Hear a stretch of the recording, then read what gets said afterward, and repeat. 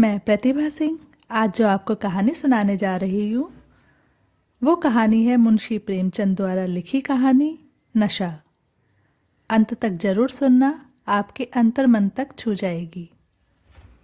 ईश्वरी एक बड़े जमींदार का लड़का था और मैं एक गरीब क्लर्क का, जिसके पास मेहनत मजूरी के सिवा और कोई जायदाद ना थी। हम दोनों में परस्पर बहसें होती रहती थीं। मैं जमींदारी की बुराई करता, उन्हें हिंसक पशु और खून चूसने वाली जोक और वृक्षों की चोटी पर फूलने वाला बंझा कहता। वह जमींदारों का पक्ष लेता, पर स्वभावतः उसका पहलू कुछ कमजोर होता था, क्योंकि उसके पास जमींदारों के अनुकूल कोई दलील न थी। वह कहता कि सभी मनुष्य बराबर नहीं होते, छोटे बड़े हमेशा होते रहते हैं और होते रहेंगे। लचर दलील थी। किसी मानुषीय या नैतिक नियम से इस व्यवस्था का औचित्य सिद्ध करना कठिन था। मैं इस वाद विवाद की गर्मा गर्मी में अक्सर तेज हो जाता और लगने वाली बात कह जाता, लेकिन ईश्वरी हार कर भी मुस्कुराता रहता था। मैंने उसे कभी गर्म होते नहीं देखा। शायद इसका कारण यह था कि वह अपने पक्ष की कमजोरी समझता था। नौकरों से वह सीधे मुंह बात नहीं करता था।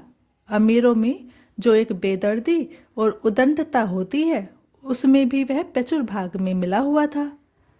नौकर से बिस्तर लगाने में जरा देर नहीं हुई, दूध जरूरत से ज़्यादा गर्म या ठंडा हुआ, साइकिल अच्छी तरह साफ नहीं हुई तो वह आपे से बाहर हो जाता।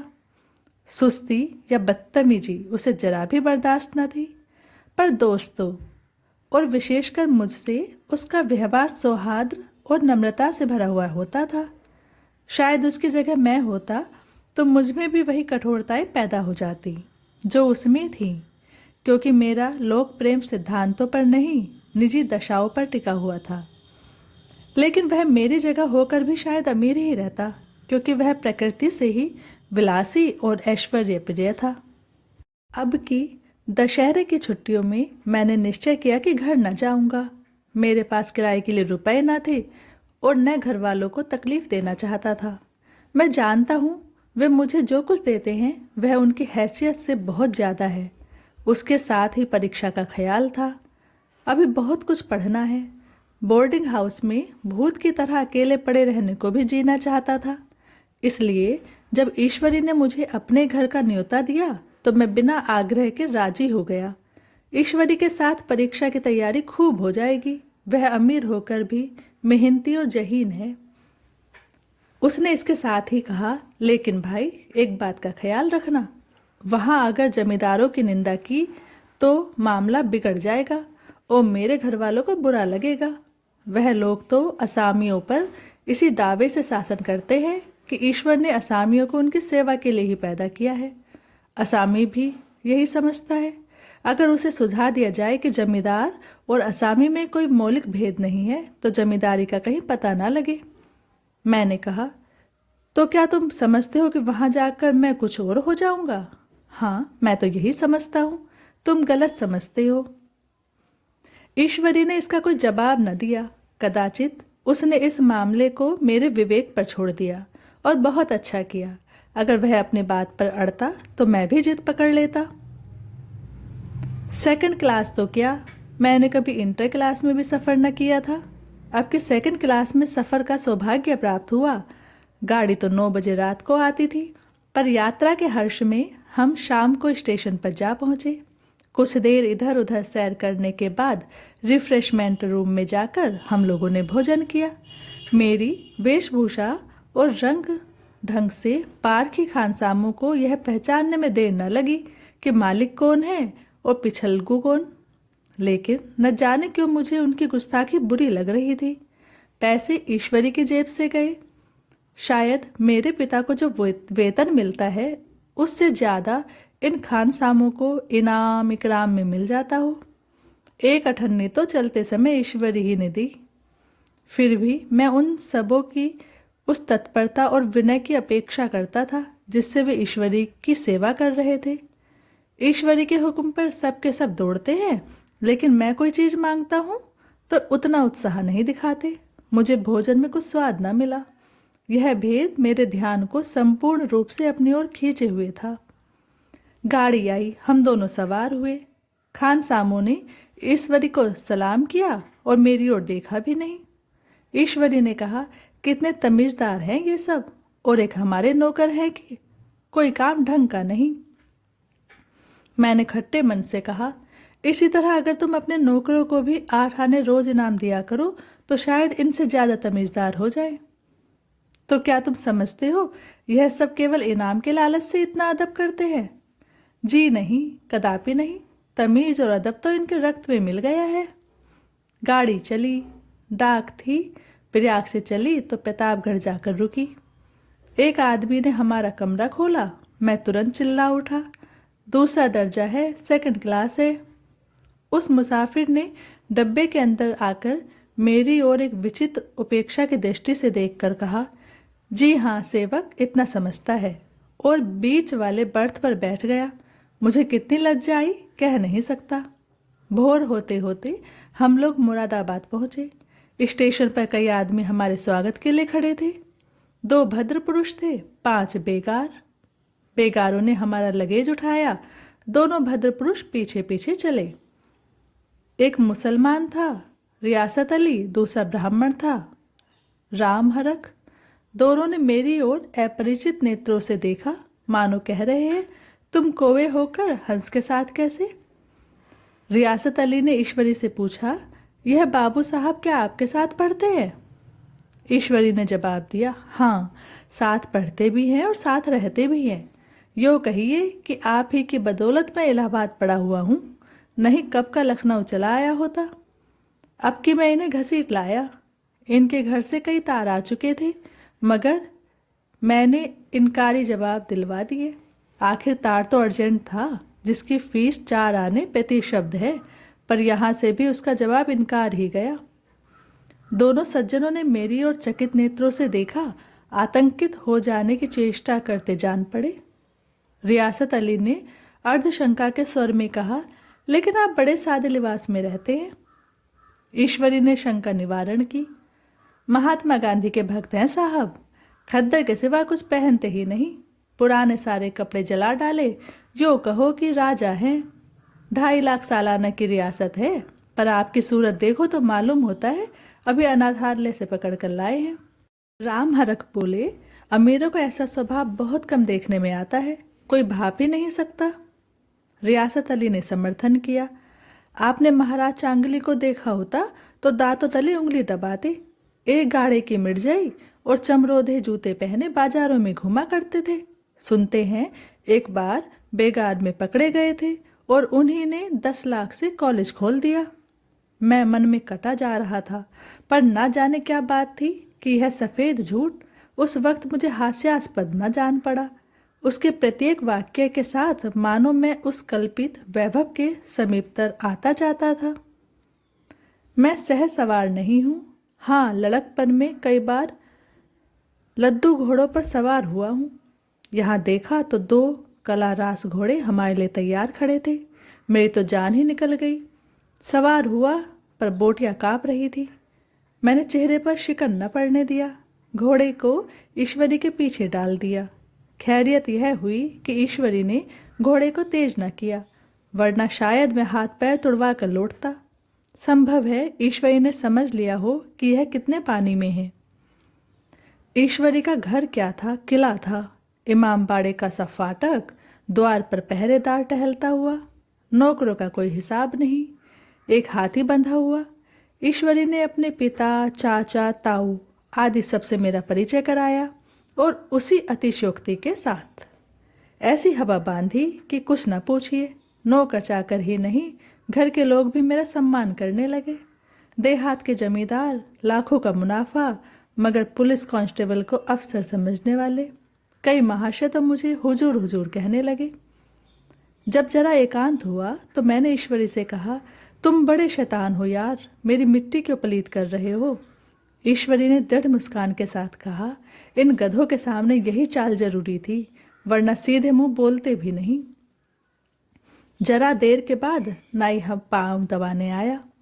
कुंवर लोग स्टेशन से आए हैं, थक गए होंगे।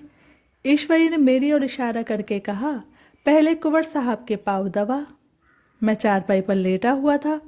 मेरे जीवन में ऐसा शायद ही कभी हुआ हो कि किसी ने मेरे पांव दबाए हों।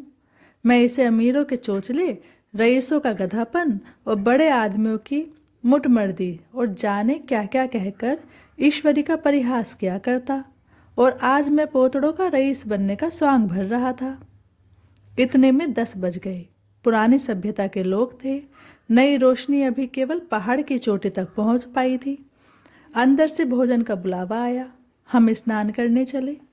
मैं हमेशा अपनी धोती खुद छाट लिया करता हूँ, मगर यहाँ मैंने ईश्वरी की ही भांति अपनी धोती भी छोड़ दी। अपने हाथों अपनी धोती छाटते शर्म आ रही थी। अंदर भोजन करने चले। हॉस्टल में जूते पहने हम मेज पर जा टकते थे। यहाँ पांव धोना आवश्यक था। कहार पानी लिए खड़ा था। ईश्वरी ने पांव बढ़ा दिए, कहार ने उसके पांव धोए। मैंने भी पांव बढ़ा दिए, कहार ने मेरे पांव भी धोए। मेरा यह विचार न जाने कहाँ चला गया था। सोचा था वहाँ देहात में एकाग्र होकर खूब पढ़ेंगे, पर यहाँ सारा दिन सैर सपाटे में कट जाता था। कहीं नदी में बजरे पर सैर कर रहे हैं, कहीं मछलियों या चिड़ियों का शिकार खेल रहे हैं, कहीं पहलवानों की कुश्ती देख रहे हैं, कहीं शतरंज पर जमे हैं। ईश्वरी खूब अंडे मंगवाता और कमरे में स्टोव पर ऑमलेट बनते। नौकरों का एक जत्था हमेशा घेरे रहता। अपने हाथ पांव हिलाने की कोई जरूरत नहीं, केवल जबान हिला देना काफी है। नहाने बैठो तो आदमी नहलाने को हाजिर, लेटो तो आदमी पंखा झलने को खड़े। मैं महात्मा गांधी का कुंवर चेला मशहूर था। भीतर से बाहर तक मेरी धाक थी। नाश्ते में जरा भी देर न होने पाए, कहीं कुंवर साहब नाराज न हो जाएं। बिछावन ठीक समय पर लग जाए। कुंवर साहब के सोने का समय हो गया। मैं ईश्वरी से भी ज्यादा नाजुक दिमाग बन गया था, या बनने पर मजबूर किया गया था। ईश्वरी अपने हाथ से बिस्तर बिछा ले, लेकिन कुंवर मेहमान अपने हाथों से कैसे अपना बिछावन बिछा सकते हैं? उनकी महानता में बट्टा लग जाएगा। एक दिन सचमुच यही बात हो गई। ईश्वरी घर में था। शायद अपनी माता से कुछ बातचीत करने में देर हो गई। यहाँ 10 बज गए। मेरी आंखें नींद से झपक रही थी, मगर बिस्तर कैसे लगाऊं? कुंवर जो ठहरा। कोई 11:30 बजे मेहरा आया। बड़ा मुंह लगा नौकर था। घर के धंधों में मेरा बिस्तर लगाने की उसे सुध ही न रही। अब जो याद आई तो भागा हुआ आया। मैंने ऐसी डांट लगाई कि उसने भी याद किया होगा। ईश्वरी मेरी डांट सुनकर बाहर निकल आया और बोला, तुमने बहुत अच्छा किया। यह सब हरामखोर इसी व्यवहार के योग्य हैं। इसी तरह ईश्वरी एक दिन एक जगह दावत में गया हुआ था। शाम हो गई, मगर लैंप मेज पर रखा हुआ था। दिया सलाई भी थी, लेकिन ईश्वरी कभी खुद लैंप नहीं जलाता था। फिर कुंवर साहब कैसे जलाए? मैं झुंझला रहा था। समाचार पत्र आया, रखा हुआ था। जी उधर लगा हुआ था, पर लैंप नदारत। दैव योग से उसी वक्त मुंशी रियासत अली आ निकले। मैं उन्हीं पर उबल पड़ा। ऐसी फटकार लगाई कि बेचारा उल्लू हो गया। तुम लोगों को इतनी फिक्र भी नहीं कि लैंप तो जलवा दो? मालूम नहीं ऐसे कामचोर आदमियों का यहाँ कैसे गुजारा होता है। मेरे यहाँ घंटे भर निर्वाह ना हो। रियासत अली ने कांपते हुए हाथों से लैंप जला दिया। वहाँ एक ठाकुर अक्सर आया करता था। कुछ मन चला आदमी था, महात्मा गांधी का परम भक्त। मुझे महात्मा गांधी का चेला समझकर मेरा बड़ा लिहाज करता था, पर मुझसे कुछ पूछते संकोच करता था। एक दिन मुझे अकेला देखकर आया और हाथ बांधकर बोला, सरकार तो गांधी बाबा के चेले हैं ना। लोग कहते हैं कि यहाँ सुराज हो जाएगा तो जमींदार न रहेंगे। मैंने शान जमाई, जमींदारों की रहने की जरूरत ही क्या है? यह लोग गरीबों का खून चूसने के सिवा और करते ही क्या है? ठाकुर ने फिर पूछा, तो क्यों सरकार, सब जमींदारों की जमीन छीन ली जाएगी? मैंने कहा, बहुत से लोग तो खुशी से दे देंगे, और जो लोग खुशी से न देंगे उनकी जमीन छीननी ही पड़ेगी। हम लोग तो तैयार बैठे हैं, जो ही स्वराज्य हुआ अपने इलाके असामियों के नाम हिब्बा कर देंगे। मैं कुर्सी पर पांव लटकाए बैठा था। ठाकुर मेरे पांव दबाने लगा, फिर बोला, आजकल जमींदार लोग बड़ा जुल्म करते हैं सरकार। हमें भी हुजूर अपने इलाके में थोड़ी सी जमीन दे दो तो चलकर आपकी सेवा वहीं करें। मैंने कहा, अभी तो मेरा कोई अख्तियार नहीं है भाई, लेकिन जो ही अख्तियार मिला मैं सबसे पहले तुम्हें बुलाऊंगा, तुम्हें मोटर ड्राइवरी सिखाकर अपना ड्राइवर बना लूंगा। सुना उस दिन ठाकुर ने खूब भंग पी और अपनी स्त्री को खूब पीटा और गांव के महाजन से लड़ने को तैयार हो गया। छुट्टी इस तरह तमाम हुई और हम फिर प्रयाग चले। गांव के बहुत से लोग हम लोगों को पहुंचाने आए। ठाकुर तो हमारे साथ स्टेशन तक आया। मैंने भी अपना पार्ट खूब सफाई से खेला और अपनी कुबेरोचित विनय और देवत्व की मोहर हर एक हृदय पर लगा दी। जी तो चाहता था हर एक नौकर को अच्छा इनाम दूं, लेकिन वह सामर्थ्य कहाँ थी। वापसी टिकट था ही, केवल गाड़ी में बैठना था। पर गाड़ी आई तो ठसाठस भरी हुई। दुर्गा पूजा की छुट्टियां भोगकर सभी लोग लौट रहे थे। सेकंड क्लास में तिल रखने की जगह नहीं, इंटर क्लास की हालत उससे भी बदतर। यह आखिरी गाड़ी थी, किसी तरह रुक ना सकते थे। बड़ी मुश्किल से तीसरे दर्जे में जगह मिली। हमारे ऐश्वर्य ने वहाँ अपना रंग जमा लिया, मगर मुझे उसमें बैठना बुरा लग रहा था। आए थे आराम से लेटे लेटे, जा रहे थे सुकड़े हुए। पहलू बदलने की भी जगह ना थी। कई आदमी पढ़े लिखे भी थे, वे आपस में अंग्रेजी राज्य की तारीफ करते जा रहे थे। एक महाशय बोले, ऐसा न्याय तो किसी राज्य में नहीं देखा, छोटे बड़े सब बराबर। राजा भी किसी पर अन्याय करे तो अदालत उसकी गर्दन दबा देती है।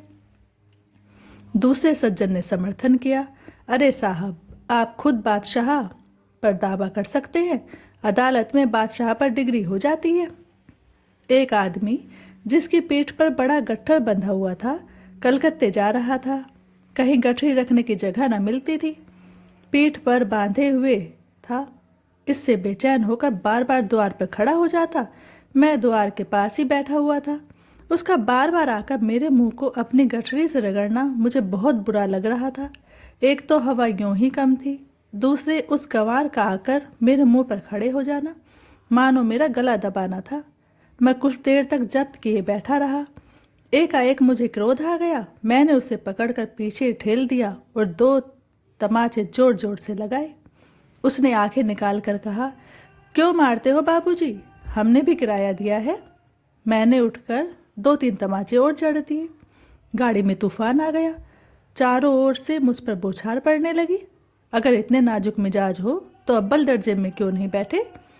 कोई बड़ा आदमी होगा तो अपने घर का होगा, मुझे इस तरह मार के तो दिखा। क्या कसूर किया था बेचारे ने? गाड़ी में सांस लेने की जगह नहीं, खिड़की पर जरा सांस लेने खड़ा हो गया तो उस पर इतना क्रोध।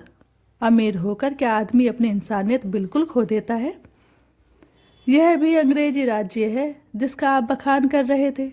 एक ग्रामीण बोला, दफ्तरन माँ घुसन तो पावत नहीं। उस पर इतना मिजाज? ईश्वरी ने अंग्रेजी में कहा, what an idiot you are Veer. Veer, तुम कितने मूर्ख हो। और मेरा नशा अब कुछ कुछ उतरता हुआ मालूम होता था। कहानी पसंद आए तो लाइक, शेयर और सब्सक्राइब जरूर करना। Thank you so much.